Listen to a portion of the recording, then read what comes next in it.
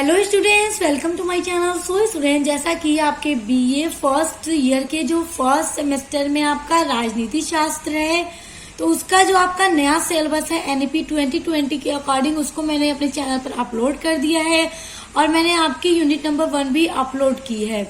मैं आपका class start कर दी हूँ और लगातार मैं आपकी सभी यूनिट्स को कंप्लीट कराऊंगी। तो देखिए स्टूडेंट्स, आज की वीडियो का हमारा टॉपिक है आपके पॉलिटिकल साइंस यानी राजनीति शास्त्र का बीए फर्स्ट सेमेस्टर का यूनिट नंबर 3, यानी बीए फर्स्ट सेमेस्टर के राजनीति शास्त्र का यूनिट नंबर 3 आपको आज पढ़ाने वाली हूँ। और आपका यूनिट नंबर 3 है मौलिक अधिकार, मौलिक कर्तव्य, राज्य के नीति निर्देशक सिद्धांत। तो देखिए आपके यूनिट नंबर 3 में जो आपका पहला टॉपिक है मौलिक अधिकार, तो आज की वीडियो में हम बस इसको कवर करेंगे और बाकी ये जो मौलिक कर्तव्य और राज्य के नीति निर्देशक सिद्धांत हैं उनको हम नेक्स्ट वीडियो में यानी पार्ट 2 में कवर करेंगे। तो देखिए स्टूडेंट्स, मौलिक अधिकार यानी कि फंडामेंटल राइट्स क्या हैं। देखिए मौलिक अधिकार अर्थ एवं परिभाषा। देखिए मौलिक अधिकार वो है ना जो देश के नागरिकों के लिए संविधान में बताया गया है कि मौलिक अधिकार नागरिकों के क्या है, नागरिकों के क्या कर्तव्य हैं। यही मौलिक अधिकार होता है जिसपे नागरिकों का अपना पूरा अधिकार होता है।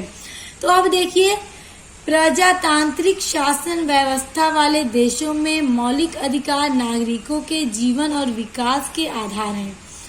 देखिए प्रजातांत्रिक शासन व्यवस्था वाले देशों का मतलब ये कि देखिए हमारे भारत में भी चुनाव होता है, इलेक्शन होता है, उसी के द्वारा सरकार का चयन किया जाता है।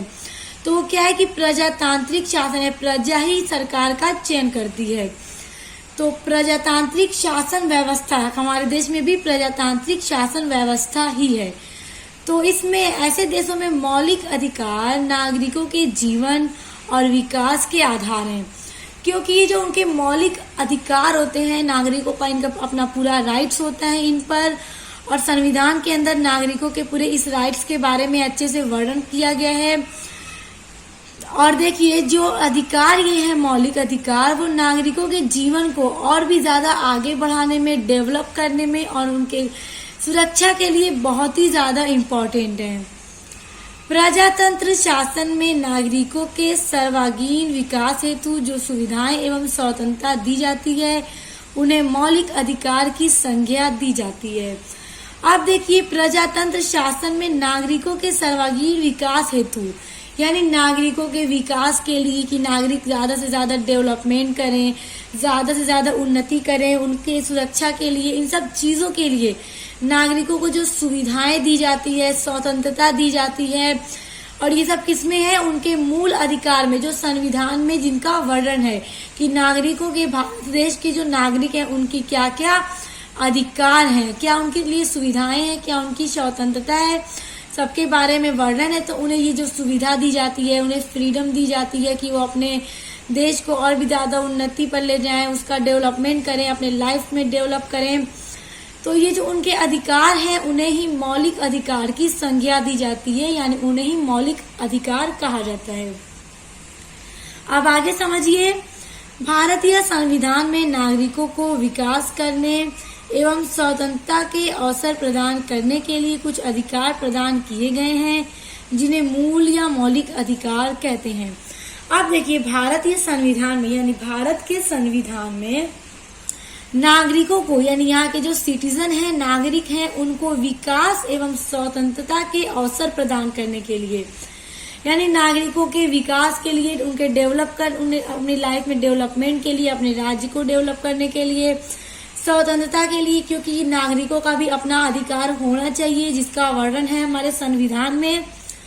तो ये जो अवसर नागरिकों को प्रदान किए जाते हैं, दिए जाते हैं, जो अवसर दिए जाते हैं स्वतंत्रता का, फ्रीडम का, जो सुविधाएं दी जाती हैं उन्हें ही मूल अधिकार या मौलिक अधिकार कहा जाता है। भारतीय संविधान में वर्णित इन मूल अधिकारों का अस्तित्व सदैव बना रहता है। मौलिक अधिकार नागरिकों के विकास के मूलाधार हैं। अब देखिए भारतीय संविधान में वर्णित यानी भारत संविधान में ये जो नागरिकों का अधिकार का वर्णन है, इन मूल अधिकारों का अस्तित्व सदैव बना रहता है और हमेशा बना रहेगा, ताकि जो नागरिकों के अधिकार हैं उन्हें दिए जाते हैं। मौलिक अधिकार नागरिकों के विकास के लिए, मैंने अभी आपको बताया कि नागरिकों के विकास के लिए ही एक आधार है उनके लिए, ये जो उनके अपने फंडामेंटल राइट्स हैं नागरिकों के। तो स्टूडेंट देखिए मौलिक अधिकार क्या है, आई होप कि आपको समझ में आ गया होगा। एक डेफिनेशन देखिए विद्वान के अनुसार, देखिए एक मौलिक अधिकार की डेफिनेशन देखिए जी.एन. जोशी के अनुसार।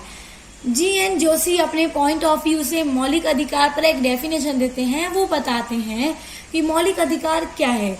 तो देखिए इनके अकॉर्डिंग मौलिक अधिकार है, मौलिक अधिकार ही ऐसा साधन है जिसके द्वारा एक स्वतंत्र लोकतंत्र के नागरिक अपने सामाजिक, धार्मिक तथा नागरिक जीवन का आनंद मना सकते हैं। देखिए जी.एन. जोशी का ये मानना है कि जो मौलिक अधिकार है वही एक ऐसा साधन है जिसके द्वारा नागरिक अपने सामाजिक जीवन को, अपने धार्मिक जीवन को, यानी जो उनका सामाजिक जीवन है, जो उनका धार्मिक जीवन है और जो उनका नागरिक जीवन है, उसका आनंद, उनका मजा उठा सकते हैं, उसका लुत्फ उठा सकते हैं, आनंद मना सकते हैं। क्योंकि नागरिकों को इन्हीं अधिकारों, इनके अधिकार जो दिए जाते हैं, इन पर उनका पूरा अपना अधिकार होता है, जिसके थ्रू क्या करते हैं, अपना विकास करते हैं, अपने सामाजिक, धार्मिक और नागरिक जीवन का आनंद उठाते हैं। सो स्टूडेंट्स देखिए, अगर एग्जाम में आपसे पूछ दे कि मौलिक अधिकार क्या है या मौलिक अधिकार को परिभाषित कीजिए, तो जिस तरह से मैंने आपको इसका अर्थ और परिभाषा बताई, तो अर्थ लिखने के बाद आप ये परिभाषा जरूर लिख दीजिएगा, इससे आपको बहुत अच्छे मार्क्स मिलेंगे।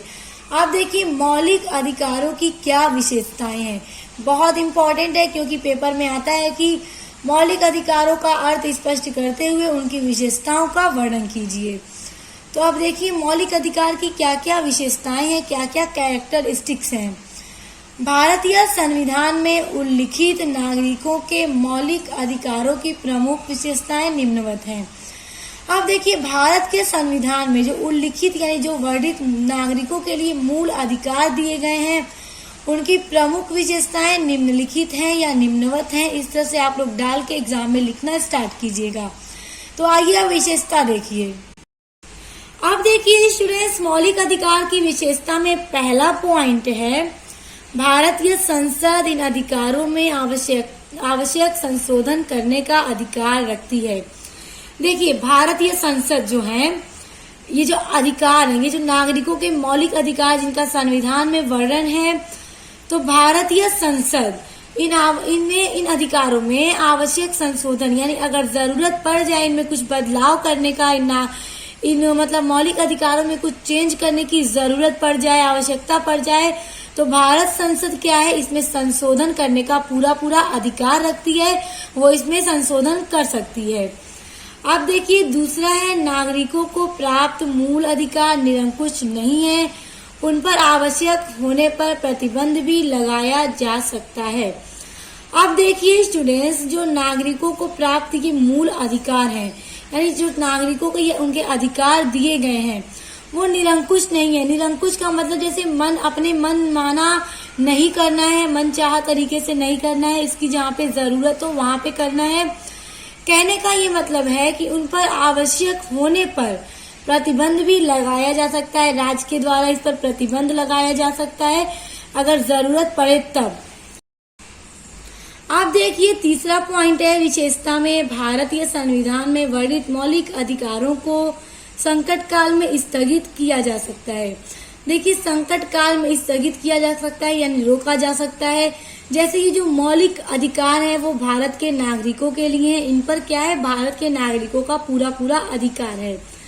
लेकिन देखिए मान लीजिए अगर भारत के लोगों को किसी भी राज्य में जाकर रहने का, घूमने का पूरा अधिकार है, लेकिन मान लीजिए अगर किसी दो जगह पे कोई आपदा आ गई, कोई परेशानी, कोई भूकंप, कोई भी मतलब परेशानी आ गई किसी भी कारण, अगर आपको वहां पे जाने से आपकी जान का खतरा है या आपके लिए वहां पे प्रॉब्लम है, आपको जाके वहां पे प्रॉब्लम फेस करनी पड़ेगी, आपकी जान का खतरा है, तो सरकार आपको वहां जाने से रोक सकती है।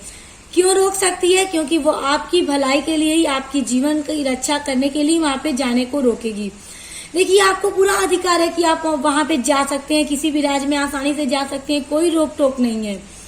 लेकिन आवश्यकता पड़ने पे, संकट काल कोई संकट आ गया, उस टाइम आपको सरकार वहां जाने से रोक सकती है, सिर्फ और सिर्फ आपके जीवन की रक्षा करने के लिए।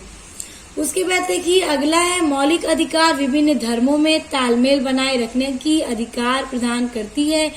देखिए मौलिक अधिकारों में समानता का अधिकार है, जिसमें सभी धर्मों में आपस में मेल जोल बनाए रखने का अधिकार प्रदान करती है, सभी धर्मों को मिलकर रहने का बताती है। ये जो समानता का अधिकार है बताता है कि सभी एक समान है, धर्म अलग होने से मतलब अलग नहीं है, सभी भारतीय हैं, सभी में समानता का अधिकार है।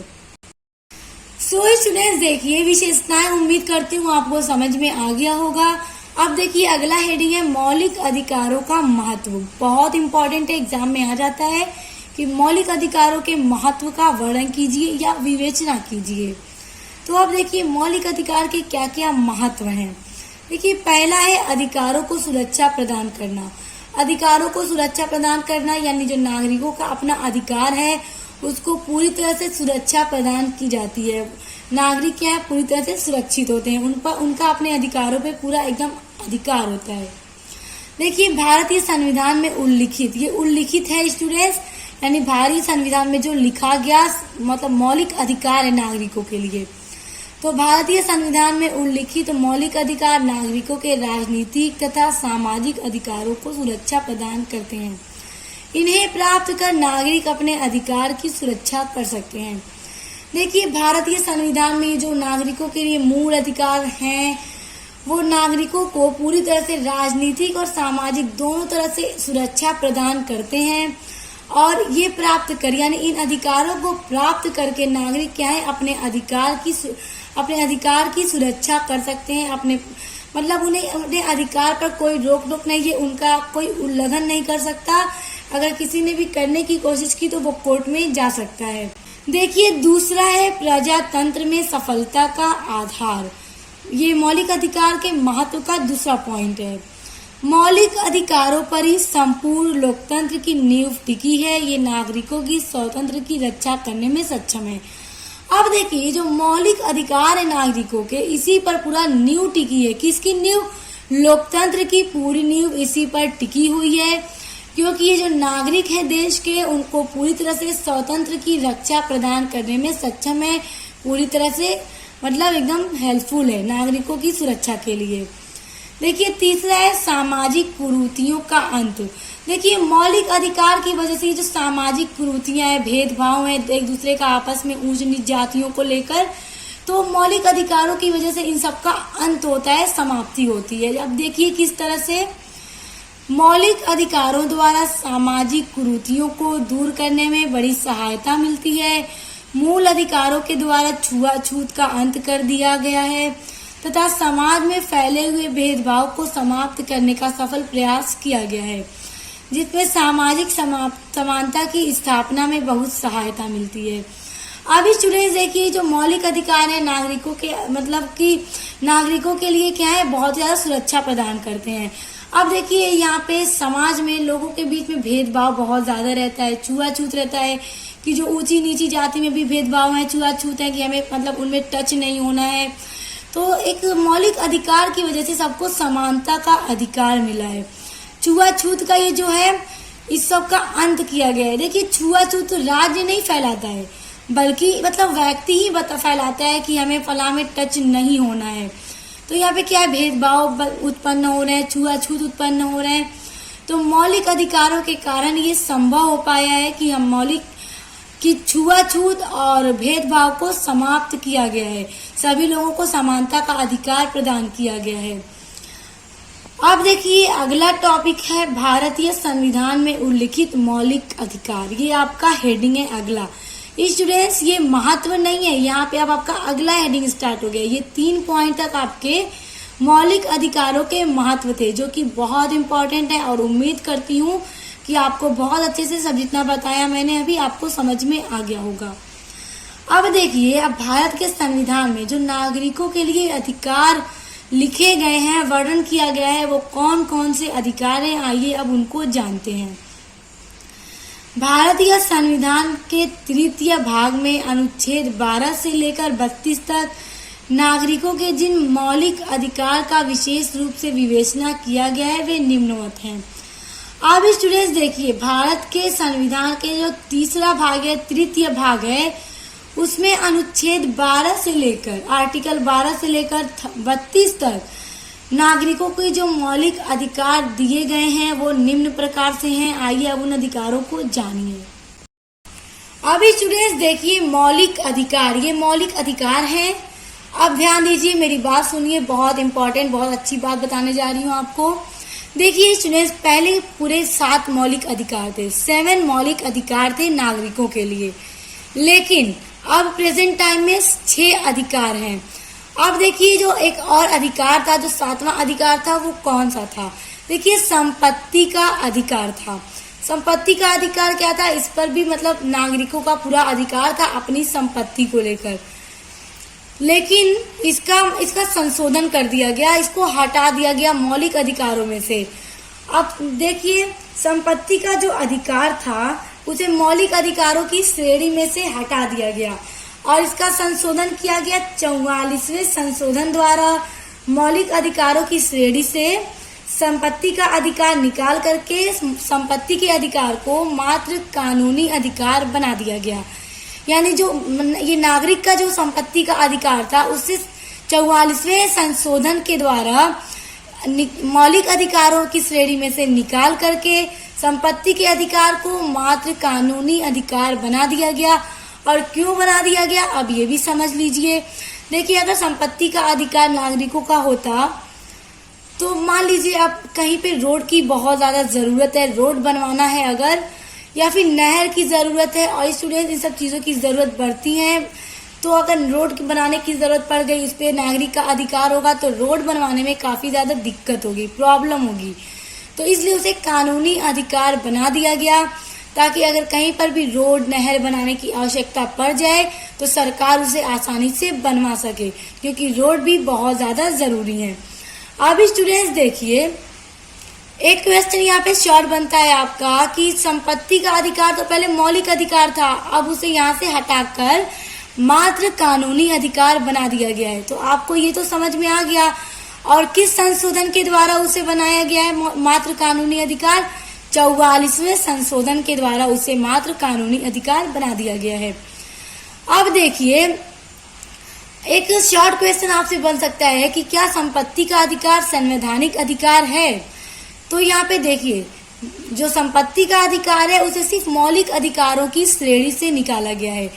संवैधानिक अधिकार वो अभी भी है, और किस तरह से है उसको समझिए। देखिए, जो मौलिक अधिकार है उनका वर्णन भी हमारे भारत के संविधान में है, और जो संपत्ति का अधिकार है उसका भी वर्णन भारत के संविधान में है, बस वो अब कानूनी अधिकार बन गया है, मौलिक अधिकार अब नहीं है। इसलिए अगर प्रश्न आ जाए कि क्या संपत्ति का अधिकार संवैधानिक अधिकार है, तो आपका उत्तर होगा कि हाँ, संवैधानिक अधिकार है। ठीक। अब देखिए स्टूडेंट, जो 6 मौलिक अधिकार है वो कौन कौन से हैं? अब देखिए, पहला है समानता का अधिकार। तो देखिए, समानता का अधिकार अनुच्छेद 14 से लेकर 18 तक है। यहाँ पे देखिए, संविधान के अनुच्छेद संख्या मैंने लिख दिया है। तो जो समानता का अधिकार है वो अनुच्छेद 14 से 18 तक है। दूसरा जो मौलिक अधिकार है वो है स्वतंत्रता का अधिकार, जो अनुच्छेद 19 से लेकर 22 तक है। तीसरा है शोषण के विरुद्ध अधिकार, अनुच्छेद 23 से लेकर 24 तक इसके बारे में बताया गया है संविधान के अंदर। और जो चौथा अधिकार है वो है धार्मिक स्वतंत्रता का अधिकार, ये अनुच्छेद 25 से लेकर 28 तक है। अब देखिए, उसके बाद है सांस्कृतिक तथा शिक्षा का अधिकार, ये है अनुच्छेद 29 से 30 तक। उसके बाद है संवैधानिक उपचारों का अधिकार, जो अनुच्छेद 32 तक है। तो इसलिए ये प्रेजेंट टाइम में 6 मौलिक अधिकार है नागरिकों के लिए, और किस अनुच्छेद से किस अनुच्छेद तक है ये भी मैंने आपको बता दिया। सो स्टूडेंट्स, उम्मीद करती हूँ कि आपको मौलिक अधिकार का अर्थ, परिभाषा, विशेषता और उसका महत्व, और साथ ही साथ आपको ये सभी चीजें पता हो गई होंगी कि कितने मौलिक अधिकार हैं, पहले कितने थे, और संपत्ति का अधिकार किस संशोधन के द्वारा हटा करके कानूनी अधिकार बना दिया गया है। तो उम्मीद करती हूँ आज का वीडियो आपको बहुत अच्छे से समझ में आ गया होगा। तो स्टूडेंट्स इसी तरह अपने सभी यूनिट्स को पढ़ने के लिए आप मेरे चैनल को सब्सक्राइब करके बेल आइकन को प्रेस कर लीजिए। आपको मेरे चैनल पर अपने बीए से रिलेटेड किसी भी सेमेस्टर के सभी सब्जेक्ट की वीडियोस पढ़ने के लिए मिल जाएंगी, इंपॉर्टेंट क्वेश्चन आंसर की वीडियोस मिल जाएंगी। तो उन सभी के चैनल को सब्सक्राइब करके बेल आइकन को प्रेस कर लीजिए। तो आप मिलते हैं नेक्स्ट वीडियो के साथ।